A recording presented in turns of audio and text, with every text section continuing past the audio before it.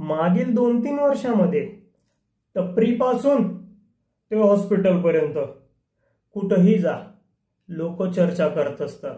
कोणीही उठतो आणि सल्ला देतो, SIP कर आणि करोडपती बन. 5,000 महिन्याचे गुंतवा आणि 20 वर्षात 1 कोटी, 10 कोटी, 30 वर्षात 30 कोटी, कोटीच्या कोटी लोक फेकतात. आता ते खरे होणारे का खोटे होणारे येणारा काळ आपल्याला सांगेलच. पण जपान सारखा इतका प्रगत अर्थव्यवस्थेचा देश, भारतात निम्म्या कार हे त्या देशातनं येतात. झेरॉक्स मशीन तिथून येतात.